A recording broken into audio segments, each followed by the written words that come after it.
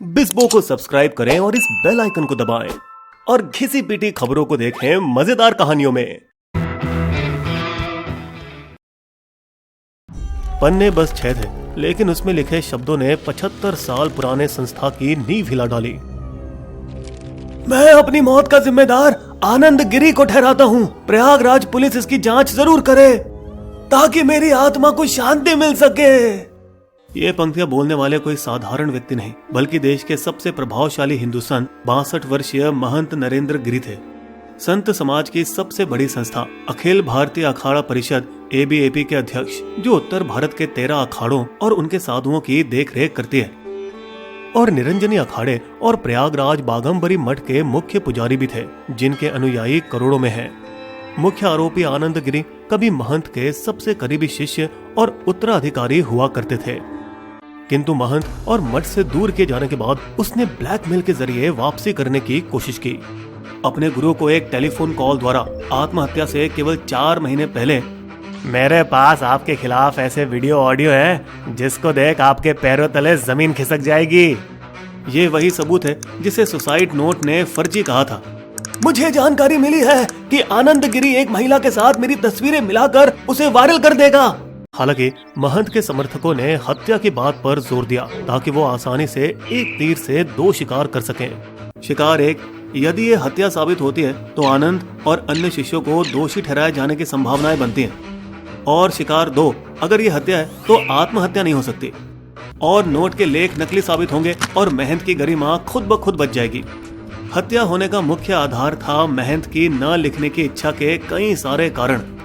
हालांकि UP police ने इस बात को नकार दिया जब उन्हें महंत की सेल्फी वीडियो मिली जिसमें वे नोट में लिखी सारी बातों को दोहरा रहे थे। 1 हफ्ता पहले उन्होंने जो अपने सहयोगियों से जहर की गोलियां मंगवाई पर कभी ली नहीं, ये दर्शाता है कि महंत कुछ समय से ही अपनी मृत्यु की योजना बना रहे थे।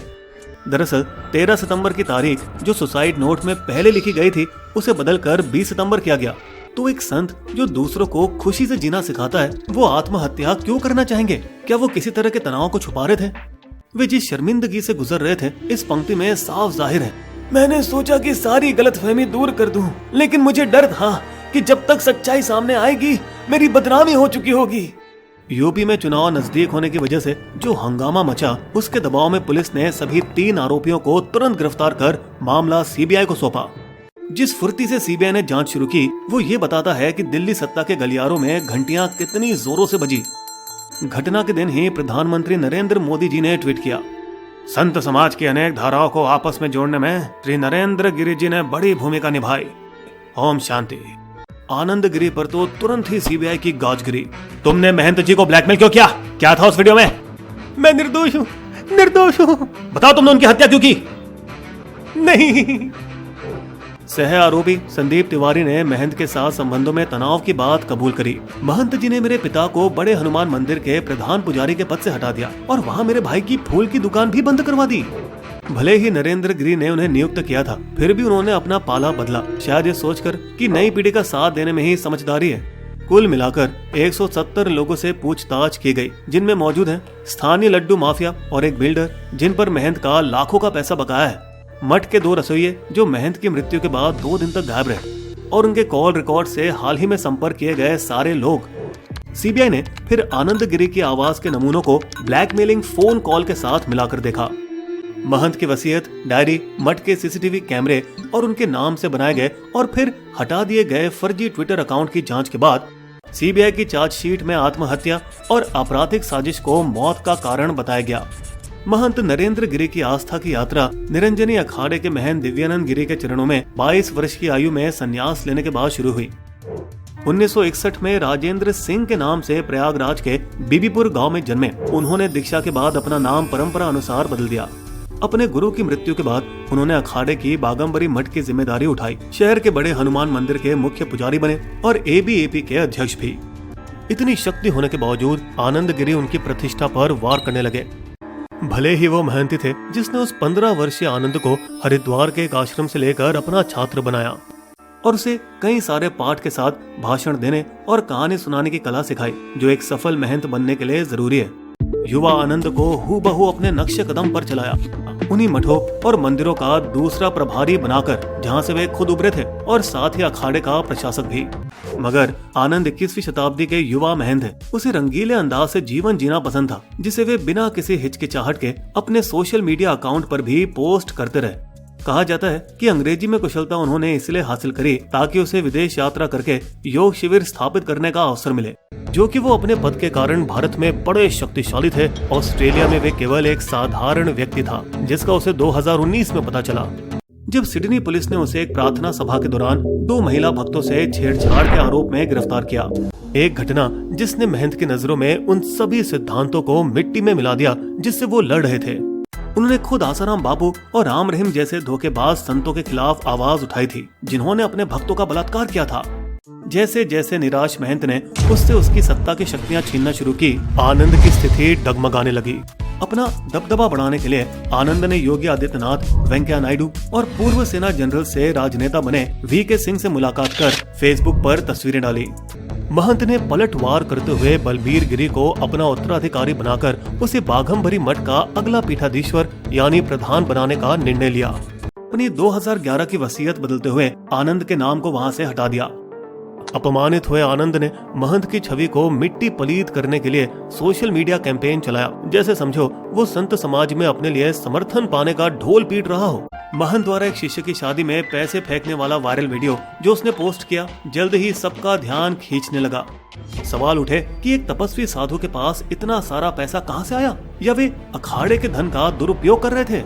सुसाइड नोट में महंत ने जो लिखा, उससे पता चलता है कि इन आरोपों ने उन पर गहरा असर डाला। मैंने अपने परिवार को एक भी पैसा नहीं दिया। मैंने दान का 1-1 रुपया मंदिर और मठ में ही रखा है।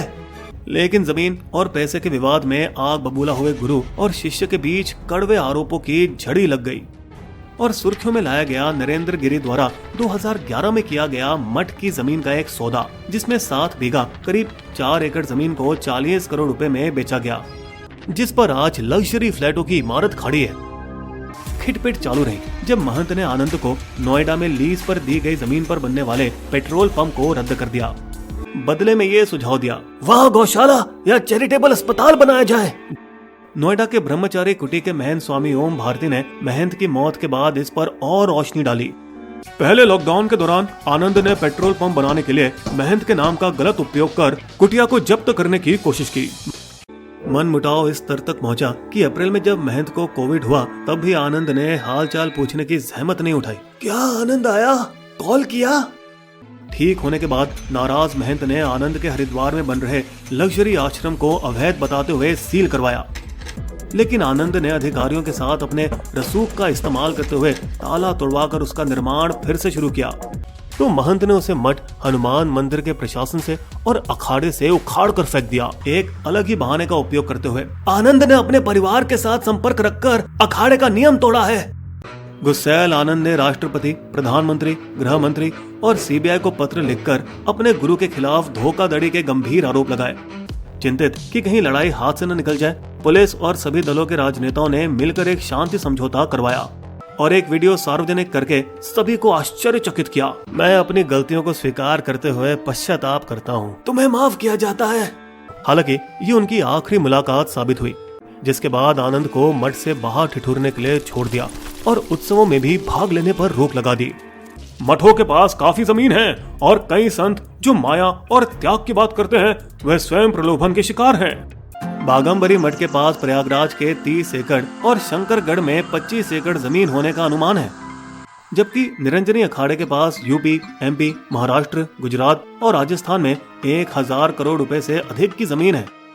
मंदिर, आश्रम, स्कूल और खेती के लिए अखाड़े को दान में दी गई ये बेहिसाब जमीनें इस घटना के बाद से जांच के घेरे में है। महंत नरेंद्र गिरी रहस्यमय परिस्थितियों में मरने वाले पहले साधु नहीं, कई संतों की मौत का कारण जमीन और पैसों का विवाद रहा है। पिछले 2 दशकों में अकेले हरिद्वार में संतों की हत्या और लापता होने के 24 मामले हो चुके हैं। 2 साल पहले नवंबर 2019 में बाघमबरी मठ के सचिव आशीष गिरी ने खुद को गोली मारकर आत्महत्या की, अपने लिवर की बीमारी से तंग आकर, जिसने कथित तौर पर शराब ने बिगाड़ा, इस मायूसी से कि उनके तहत मठ को दान में दी गई भूमि की धांधलेबाजी हुई थी। सितंबर 2017 में उदासीन पंचायती बड़ा अखाड़ा के महंत मोहनदास हरिद्वार से मुंबई के लिए ट्रेन में रवाना हुए। वे अपनी मंजिल तक पहुंच ही नहीं पाए। संभावित कारण, एक हफ्ते पहले उन्होंने नरेंद्र गिरी की नकली गुरुओं की सूची बनाने में मदद की, जिससे समुदाय के कई लोग नाराज हुए। अप्रैल 2012 में महानिर्वाणी अखाड़े के सुधीर गिरी को गोली मारकर हत्या कर दी गई, जब वे हरिद्वार के पास अपने आश्रम की ओर चल रहे थे। क्योंकि कथित तौर पर वे अखाड़े की एक जमीन के सौदे का विरोध कर रहे थे। बाबा रामदेव के गुरु शंकर देव जुलाई 2007 में हरिद्वार के कनखल से रहस्यमय तरीके से गायब हो गए। मामला आज तक नहीं सुलझा। जून 2001 में हरिद्वार में स्वामी विष्णु गिरी और 4 संतों की कथित तौर से हत्या कर दी गई। हम इसके कारण का पता नहीं लगा सके। इन साजिशों की गूंज सुनाई देती है पत्रकार धीरेन्द्र के झा की किताब असैटिक गेम्स, साधु अखाड़े and the making of the Hindu vote में। खुद अपने अनुभव को साझा करते हुए वे लिखते हैं, मंदिर के मुख्य महंत बनने या शक्तिशाली गद्दी पाने की होड़ का रास्ता विश्वासघात, अदालती मामले, काले धन और हत्याओं से भरा है। इस घटना के झटकों से आघात संत अखाड़े से अपनी संपत्ति को सार्वजनिक करने की मांग कर रहे हैं। यहाँ तक कि वे चाहते हैं कि जमीन का कोई भी सौदा सरकार या अखाड़ा परिषद की निगरानी में हो। लेकिन इससे पहले कि कोई सुधार हो पाता, 13 में से 7 अखाड़ों के गुट ने विद्रोह कर दिया। इस खेमे का नेतृत्व प्रसिद्ध निर्मोही अखाड़ा कर रहा है, जो राम जन्मभूमि कानूनी मामलों में एक पक्षकार था। परिषद सीटों में कम जगह और अक्सर चुनाव में नजरअंदाज किए जाने का मुद्दा उठाकर उन्होंने अपने खुद के नेताओं को चुना। 2000 में इलाहाबाद उच्च न्यायालय में परिषद चुनावों को दी गई चुनौती का कोई फैसला न आने के बाद, जबकि महंत नरेंद्र गिरी को दोनों गुटों ने बड़े पैमाने पर स्वीकार किया था, वही अब आंतरिक विवाद एक बार फिर सामने आएंगे। निरंजनी अखाड़े और अखाड़ा परिषद के नए चुने गए अध्यक्ष महंत रविंद्र पुरी ने तुरंत आगामी यूपी चुनाव में मंडराना चालू कर दिया। जो राम के साथ है, हम उनके साथ हैं। योगी आदित्यनाथ को समर्थन देते हुए, जो स्वयं एक पूर्व महंत होने के नाते अन्य राज्यों के धार्मिक संस्थानों के भीतर भ्रष्टाचार कम करने के कुछ सबक ले सकते हैं। वे देख सकते हैं कि कैसे तमिलनाडु ने मंदिरों की 1000 करोड़ रुपए की अवैध तरीके से कब्जा हुई जमीनों को छुड़ाया, जिसमें कांचीपुरम एकम्बरेश्वर मंदिर की 300 करोड़ रुपए की चेन्नई जमीन भी शामिल है, और कैसे ये पूरे काम का ब्यौरा सार्वजनिक तौर पर सरकारी वेबसाइट पर अपलोड किया। सभी 5 दक्षिणी राज्यों में मंदिरों के प्रशासन की निगरानी के लिए कानून है। हालांकि भारत के सबसे धनी तीर्थ स्थल तिरुपति बोर्ड का धोखा मुक्त रिकॉर्ड रखने की सराहना की जानी चाहिए। उन्हें अपनी स्वतंत्रता को राजनेताओं का शिकार बनना पड़ा। दुर्भाग्य से उत्तराखंड का देवस्थान बोर्ड बनाकर 4 धाम तीर्थों का संचालन का प्रयास पंडितों के दबाव में हाल ही में विफल हो गए। अगर अन्य धर्मों की बात करी जाए तो बता दें, सिखों के लिए 1925 के सिख गुरुद्वारा एक्ट है, मुसलमानों के लिए 1995 का वक्फ बोर्ड, ईसाइयों की चर्च के लिए ऐसा कोई कानून नहीं। हालांकि इन कानूनों के बावजूद भी हेरा फेरी के कई कांड हुए हैं। इसलिए ये महत्वपूर्ण है कि स्वतंत्र पेशेवर बोर्ड बनाया जाए, जो कानूनी रूप से धन और भूमि का लेखा जोखा रखें, पर जो धार्मिक मामलों में टांग न अड़ाएं। पहले ही अगर ऐसा सिस्टम हुआ होता तो मंदिर में शायद घोटाले कम होते और महंत नरेंद्र गिरी की जान बच जाती। बिस्बो की शायरी, सर पर उसने था रखा बड़े महंत का ताज, आत्महत्या या हत्या का कहाँ छिपा है राज। धर्म के ये स्थान है संपत्ति के भंडार, बिस्बो कहता लालची षड्यंत्र का आधार। हमारे वीडियो कंटेंट के सोर्सेस आपको डिस्क्रिप्शन में मिल जाएंगे।